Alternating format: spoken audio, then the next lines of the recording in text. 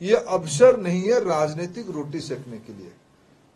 देश में तथा अनेक राज्यों में, या हमारी पहले 14 की पहले और तो किसी की शासन था, उस समय में भी इस प्रकार की गड़बड़ियां ध्यान में आई थी। मैं उसको जस्टिफाई नहीं कर सकता हूं। आज हमारी दायित्व है, आज जो घटनाएं हुए हैं वो किसी जीरो एरर हो। हमने कुछ पहल किया है, एनटीए की नया नेतृत्व आई है, एनटीए को और फ्यूचरिस्टिक रिफॉर्म क्या किया जाए, उसके लिए एक हाई पावर कमेटी इसरो की पूर्व चेयरमैन राधाकृष्णन जी के नेतृत्व में बनी है। हमने एक पब्लिक एग्जामिनेशन डिसरप्शन के खिलाफ एक सख्त कानून बना लिया है। हमने पूरा प्रकरण को सीबीआई के हवाले कर दिया है। हमने विद्यार्थियों को मिल रहे हैं, अभिभावकों को मिल रहे हैं। हमारी चिंता देश में जो नई पीढ़ी है उनकी मन स्थिर रहे, एंग्जाइटी घटे और वास्तविकता की ओर जाए। एक सरकार करके और एक मंत्री करके हमारे दायित्व है, हम उसमें बार बार अड़िग है। हमारे इंटेंशन बहुत स्पष्ट है। बाकी रहा अपने एनबीई के बारे में, कल मैं शिक्षा विभाग के दायित्व में हूं। हमारी ओर से कल एक sets of examination date announce हुआ है, जिसको हमने डिफर किया था या कैंसिल किया था। नीट पीजी की एग्जामिनेशन भी डिफर हुआ था। आई थिंक एनबीई की ही काम है। एनबीई जल्दी ही उसकी डेट्स, मेरी जानकारी में जल्द ही 1-2 दिन, शायद सोमवार मंगलवार तक डेट आ जाएगी। आपने 23 तारीख को रोहतक में कहा था कि आप प्रदेश का दौरा करेंगे, कार्यकर्ताओं से बात करेंगे, फीडबैक लेंगे, उसकी क्या रूपरेखा बनी? बिल्कुल, हम भी 5 नेता, हमारी आदरणीय राष्ट्रीय उपाध्यक्ष सौदान सिंह जी, स्वयं मैं, हमारी सहयोगी त्रिपुरा के पूर्व मुख्यमंत्री विप्लव देव जी, हमारी संगठन की प्रभारी राजस्थान की नेता सतीश पुनिया जी और सह प्रभारी सुरेंद्र नागर जी, हम 5 लोग अमूमन 4 से 5 जिला जाएंगे, विधानसभा स्तर की लोगों को मिलेंगे। ये आज इस बैठक के उपरांत ये आने वाले 10-15 दिन के अंदर वो भी पूरा हो जाएगा।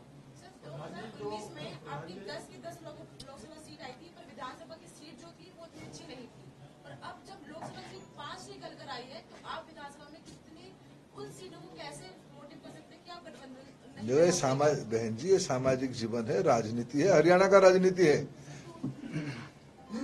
आप इंतजार करिए क्या होगा आगे, देखते रहिए। हम सब, मैं आपको इतना ही कहूं, सरकार भारतीय जनता पार्टी की बनना तय है। एक बाकी पूछे योगेंद्र जी। जनता पार्टी 4.5 साल को सत्ता में रहे, कल उन्होंने प्रेस कॉन्फ्रेंस की थी, तो उन्होंने कहा कि मैं बीजेपी के साथ किसी सूरत में नहीं जाऊंगा, फ्री और बाद में। तो भाजपा इसको किस तरह से देखती है? हम किसी तरफ से नहीं देख रहे हैं। भारतीय जनता पार्टी 90 विधानसभा अपने बलबूते पे लड़ेगा और हम बहुमत के साथ सरकार बनाएंगे। बाकी कह दिया मैंने, बाकी कोई मित्र नहीं, कोई और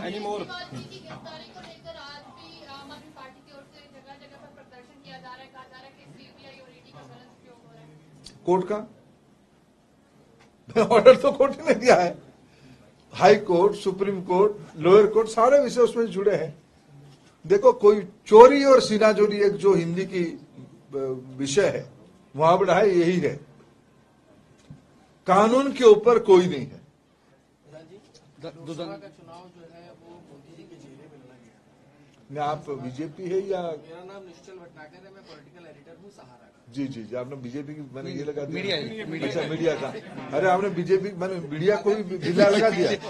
अरे वाह, बढ़िया बात है। अगर बीजेपी का लगाया तो मुझे लगता है सही है, बुराई तो नहीं है। नहीं सर, मेरे कार्यकर्ता कोई पुस्तक नहीं दे रहा है। प्लीज जानना चाह रहा था कि लोकसभा चुनाव के अंदर मोदी जी के फेस के ऊपर पूरा चुनाव लड़ा गया था। हरियाणा के विधानसभा चुनाव के अंदर क्या कोई फेस रहेगा या क्या? ये रणनीति है। बाकी ठीक से पार्टी ठीक समय में उसके बारे में बयान कर देगी। दुदानी न्यूज़ 18 से आपने कहा कि हरियाणा में एंटी इनकम्बेंसी नहीं है, प्रो। मैंने हरियाणा के नहीं, देश के कई जगह पे कह रहा हूँ। हरियाणा की भी बात कर, हरियाणा को, उसमें हरियाणा भी है। हरियाणा की बात कर रहे हैं, लेकिन ऐसा क्या परिस्थितियां रही कि मुख्यमंत्री बदलना पड़ गया? देखो, भारतीय जनता पार्टी कई प्रकार की प्रयोग करती रहती है, कई प्रकार की। कोई हरियाणा में हुआ ऐसा तो नहीं है, भारतीय जनता पार्टी की कई स्थान पे सरकारें हैं। इसलिए हम समय समय पे अपने सूझबूझ को ध्यान को यूज करते हुए ग्राउंड रियलिटी को ध्यान में रखते हुए कार्यकर्ता को अवसर देते हैं। नायब सैनी जैसे एक समाज की पिछड़े वर्ग की व्यक्ति को पार्टी ने आस्था स्थापित किया, ये बहुत बड़ी बात है और ये पार्टी की रणनीति है। पार्टी कब किसको दायित्व देगा ये पार्टी के ऊपर निर्भर करता है। प्रदेश की जनता ने बीजेपी पे भरोसा जताया है, बीजेपी ने कौन से कार्यकर्ता को किस अवसर पे काम देगा ये पार्टी की दायित्व है। प्रधान जी, कांग्रेस कह रही है ओपीएस लागू करेंगे और भी कई दावे कर रहे हैं, तो कहीं ना कहीं आपको लगता है कि जो ओपीएस है एक बड़ा मुद्दा है और बीजेपी उस पर जो बैकफुट पे रहती है हमेशा? देखो, सारा विषय समाज के सामने पिछले कई समय से है। केंद्र सरकार ने पेंशन स्कीम को एक नए सिरे से देखने के लिए कमेटी बनाई।